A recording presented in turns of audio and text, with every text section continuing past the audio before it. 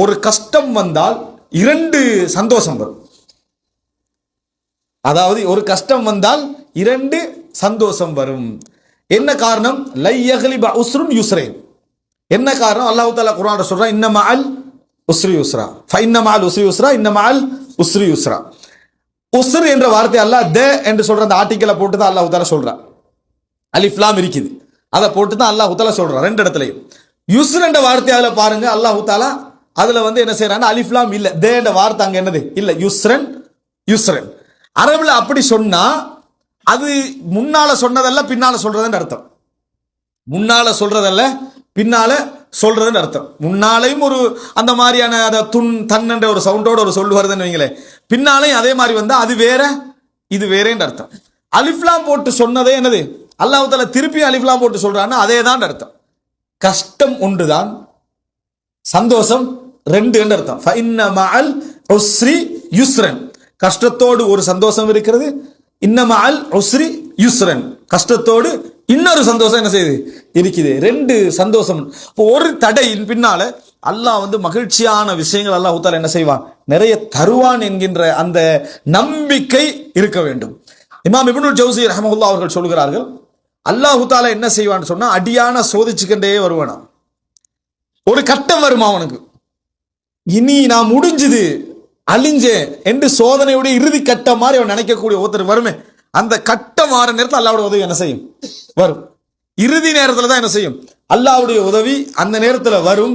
அல்லாஹ் ரப்புல் ஆலமீன் என்ன செய்யறான், அவனை வந்து முழுமையாக அவநம்பிக்கையாக அல்லாஹ் தஆலா விடுவது கிடையாது. அந்த கடைசி நேரம் வரைக்கும் அல்லாஹ் தஆலா என்ன செய்யறான், அவனுக்கு சோதிக்கிறான். ஆனால் பதட்டம் இருக்குதே, எல்லார்ட்டையும் கொஞ்சமாவது இருக்கும் தான். ஈமான் வளர வளர அது என்ன செய்யும், அந்த பதட்டம் குறையும். ஈமான் வளர வளர அந்த பதட்டம் குறையும். அல்லாஹ் தஆலா குர்ஆன்ல சொல்லி காட்டுகிறான், இதா மஸ்ஸஹு ஷர்ரு ஜஸூஆ ஃபஇதா மஸ்ஸஹுல் கைரு மனுஆ இல்லல் முஸல்லி.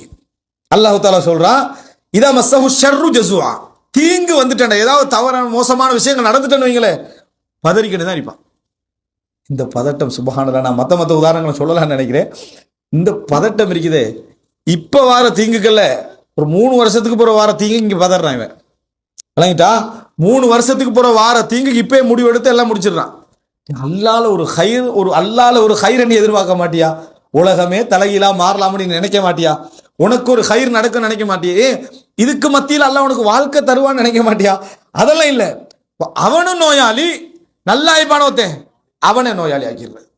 நான் சவுதிக்கு வரதுக்கு பிளான் பண்ணிக்கிறேன், யாரா கால் பண்ணானுங்களே, வந்துடாதடா நான் போற நிலைமையில இருக்கிறேன்றது. இங்க விளங்கிட்டா, நான் வந்துடாத நான் போற நிலைமையில இருக்கிறேன்றது. என்னடா சொல்ற அப்படின்ட்டு, வேற என்ன எல்லாம் காலி, இப்ப சவுதியே காலி, இன்னி பொறியினஸ் அவ்வளவுதான். இப்படி 50 வருஷமா சொல்லி கண்டிக்கிறான். விளங்கிட்டா, இப்படி எத்தனை வருஷமா சொல்றாங்க?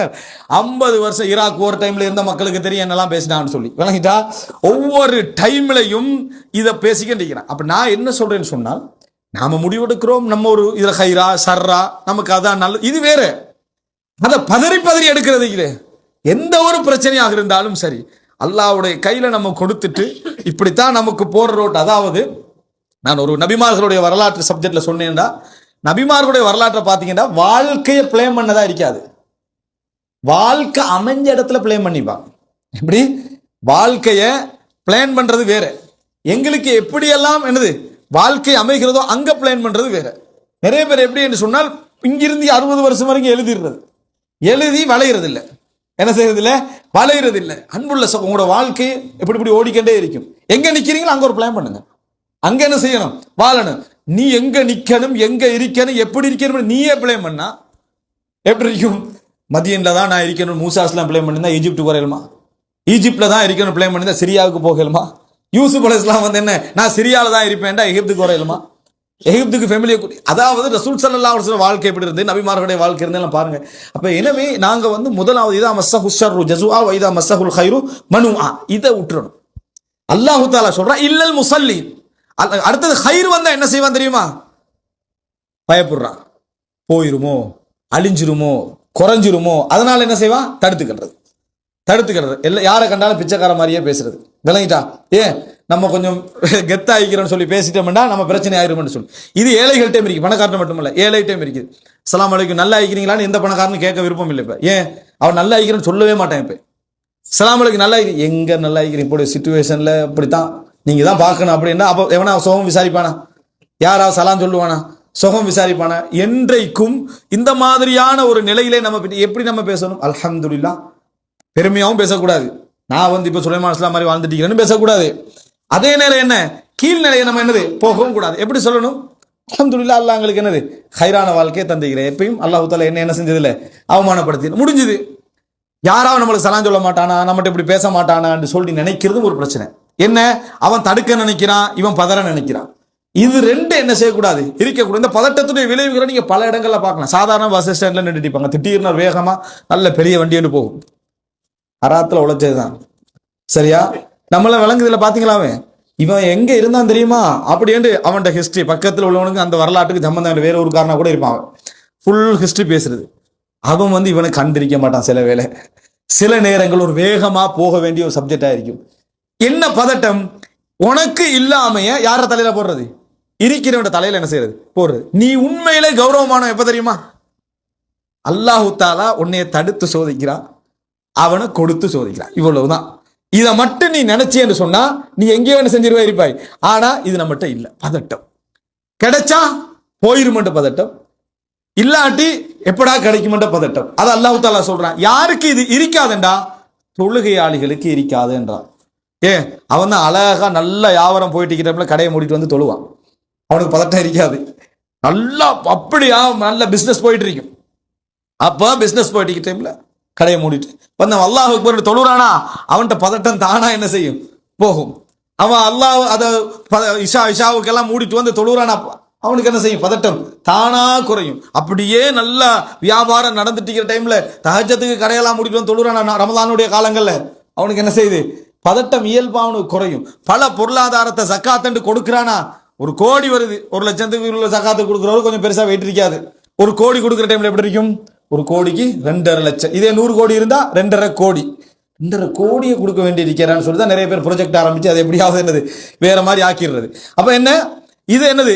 இந்த மாதிரி அவன் கொடுத்து வார நேரத்துல பல லட்சக்கணக்கு அவன் என்னது ஜக்காத்துக்கு செலவழிக்கிற நேரத்துல, பல லட்சக்கணக்கு அவன் தர்மத்துக்கு செலவழிக்கிற நேரத்துல, பல லட்சக்கணக்கான செலவழிச்சு ஹஜ்ஜு உம்ராண்டு போற நேரத்துல, குடும்பங்களுக்கு செலவழிக்கிற நேரத்துல அவனுக்கு என்ன செய்யுது? பதட்டம் தானா குறையும்.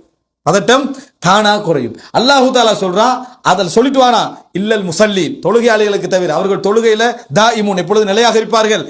அவர்களுடைய சொத்துக்களிலே வஃபி அம்வாலிஹிம் ஹக்குன் லிஸ்ஸாயிலி வல் மஹ்ரூம், கேட்டு வருகின்றவர்களுக்கும் கிடைக்காதவர்களுக்கும் அவருடைய சொத்தில் ஒரு பங்கு இருக்கும்.